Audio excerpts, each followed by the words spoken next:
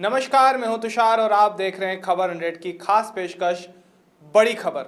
अगर आप किसी भी देश का बजट देखें तो उसमें एक बहुत बड़ा हिस्सा होता है सुरक्षा बजट का, वहाँ के हथियार का, वहाँ के सारे टेक्नोलॉजीज का, जिसे वो खरीदते हैं, बनाते हैं और अपने देश की सीमाओं को और अपने देश को सुरक्षित करते हैं, अपनी सेना को और ज़्यादा बलशाली बनाते हैं। साथ ही में ये तो एक बल का मापदंड होता ही है ताकतवर बनने का, साथ ही एक और चीज़ इस पैमाने पर रहती है कि आपके मित्र कितने ताकतवर हैं, कौन कौन से देश आपकी सहायता करने के लिए तत्पर रहते हैं और आपके दुश्मन कौन हैं। इन सारी चीज़ों से आकलन होता है कि कोई देश कितना शक्तिशाली है और उस देश की कितनी बखत है। इसी के चलते आए दिन विदेश मंत्रियों के दौरे लगातार चलते रहते हैं और हर देश में आपस में बातचीत बनी रहती है। आपने अक्सर सुना होगा कि ये देश फलाना का मित्र है, ये देश फलाना का मित्र नहीं रहा। इसी पर हमारी आज की बड़ी खबर है। दरअसल भारत और अमेरिका के विदेश मंत्रियों और रक्षा मंत्रियों के बीच तीसरी 2+2 बैठक दिल्ली के हैदराबाद हाउस में आयोजित हुई। दोनों देशों के बीच बेका यानी कि basic exchange and cooperation agreement BECA पूरा हो चुका है। इससे भारत मिसाइल हमले के लिए विशेष अमेरिकी डेटा का इस्तेमाल कर सकेगा। जी हाँ, अब भारत मिसाइल हमले जो करता है, अगर करता है कभी, उसके लिए जो विशेष अमेरिकी डेटा है उसका इस्तेमाल कर सकेगा। इसमें किसी भी इलाके की सटीक भौगोलिक लोकेशन होती है, यानी कि इसकी एक्यूरेसी किसी भी चीज़ से सबसे ज़्यादा रहती है।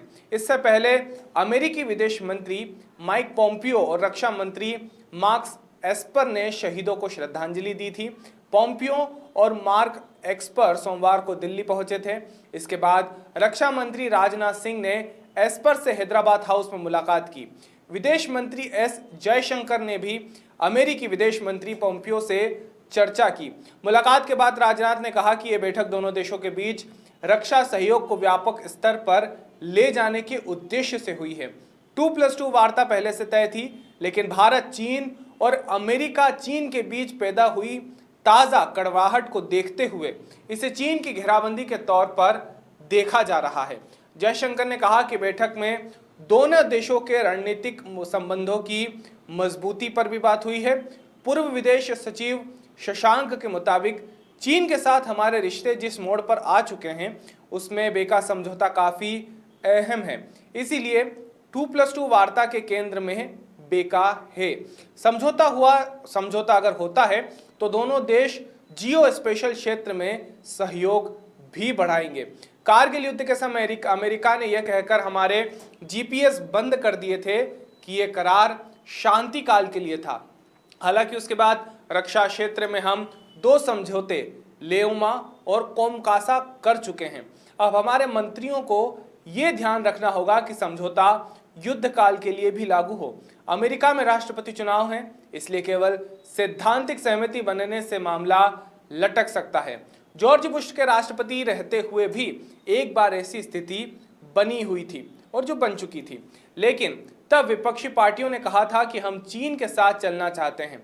आज बदलते हालात में हमें अमेरिका को साफ करना होगा कि ईरान के मसले पर चीन को बाहर रखना ज़रूरी है, वरना भारत बुरी तरह से घिर जाएगा, क्योंकि चीन, पाकिस्तान, अफगानिस्तान और नेपाल में जड़े ज़माने की पुरजोर कोशिश की जा रही है।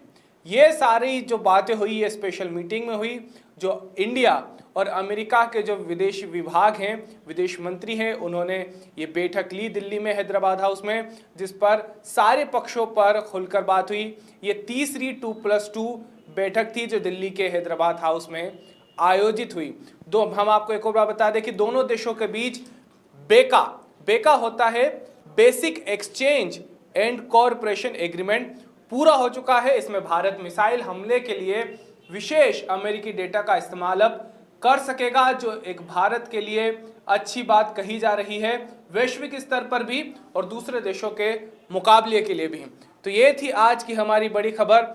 जल्द हाजिर होंगे आपके सामने एक बड़ी खबर लेकर।